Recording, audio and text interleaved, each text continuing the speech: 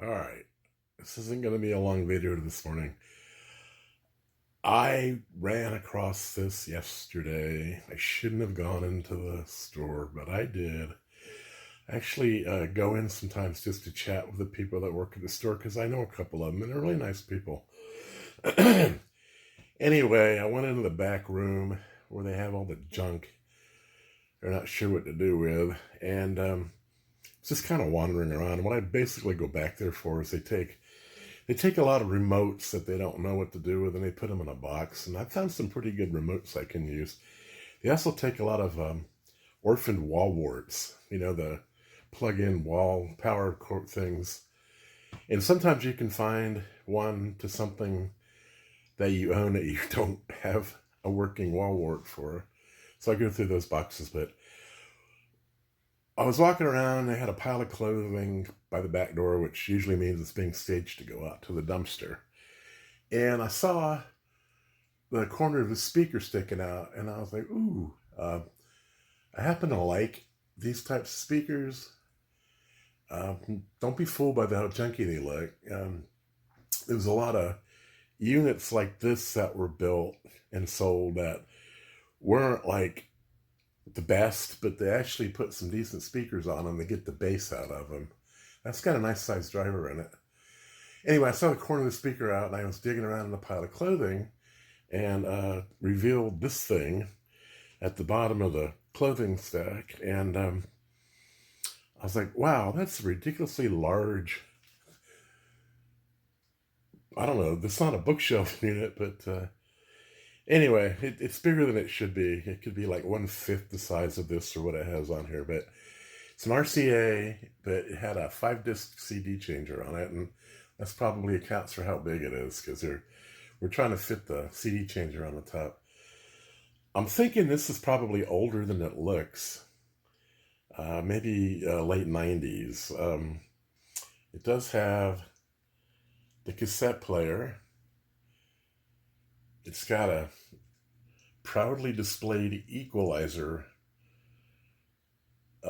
function on it that they were proud of that. They were proud of the fact they had an equalizer. All that means it doesn't have a tone control, no balance, no bass or treble. It's got an equalizer. And that's something that started back in the late 90s where they were cheaping out by not having to put any more knobs on here. I would much rather have a balance and a tone control than an equalizer. But anyway, I kind of asked about it, and they said, well, that's broken, doesn't work. We were going to throw it away. They couldn't figure, the radio didn't work, the cassette player didn't work, and they couldn't get the CD changer door to open. So they just were going to get rid of it. Kind of don't blame them. You can't really put anything up for sale that doesn't work. It's like thrift stores don't put things out for parts. So basically, she said, just take it with you because we were going to throw it away. And I gave her some money for it, and I always do. I gave her like $5 for it. I don't need it, certainly don't want it, but took it home. I got it home last night, plugged it in outside, got it to power up. Reason why it doesn't work, when the radio didn't work, was this is one of those units that has a demo mode in it. So when you first power it up, it goes over to demo and just keeps recycling the features on the control panel. And if you don't hold the power button in, it will never get out of demo mode. So that's why that didn't work. So once I got it working, I just actually got it powered up. I didn't try the tape or the CD. I just listened to the radio for a couple of hours outside last night, and it sounded pretty good, actually. These speakers they have a lot of bass to them. So I was happy with that. And I moved it in this morning because I wanted to take a closer look at it, and found out that the radio works fine, but make a long story short, the tape player doesn't work. It won't play. It won't fast forward. The belts are shot. But then I went to try the CD player, the And let's see if I can put this on. Okay. There's the disc changer. When you go to hit the open close, it won't open. And I don't hear any motor noise or anything. It's not trying to shuffle the trays. I did get it to open partially once.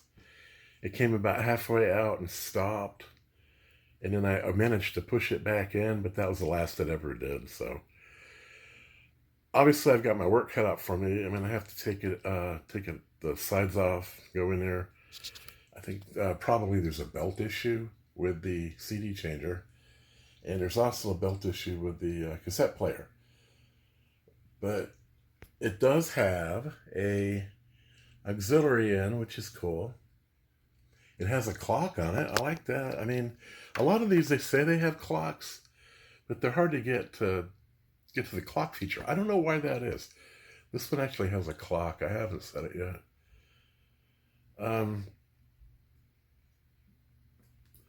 There's the equalizer. It's got digital tuning. You know, I guess whatever. It's got a bass boost on it. Source, tuner, clock. Is that a dimmer? It's got a dimmer on it. And there's the demo button. Basically I held the power button down last night when I first got it, and it came out of demo, so I don't know what was going on there, but... And you've got... Games? I guess you can hook a console unit into that. It's got the video. That's interesting. I'll have to... For the sound, anyway. I wonder if that's what that's for. Anyway, it's an RCA. It was probably sold through Radio Shack, back in the mid-90s, latter 90s, Radio Shack. The only place you could find RCA stuff was at Radio Shack. They went into an agreement with them. But overall, it's in nice shape. The speakers are pretty good. The tweeter works well. It's got a bass port and a fairly large, what is that, like maybe a 8-9 inch driver on it. That's pretty good. There's not a lot of scratching or anything on it. It's big. And I'm pretty sure it probably has an STK in it. The speakers are rated for 50 watts, so let's see if I can give you 1 second of music here. Go to FM. Well, that ain't working. I got power back on. Sorry. All right, we're really...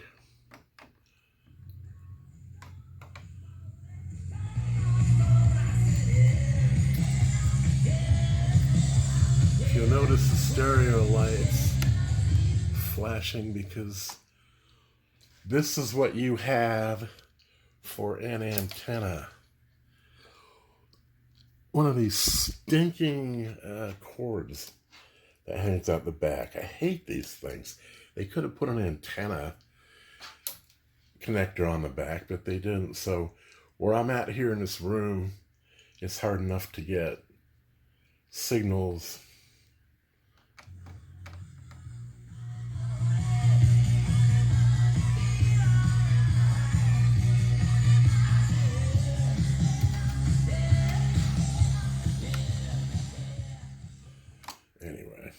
Just wanted to show you this.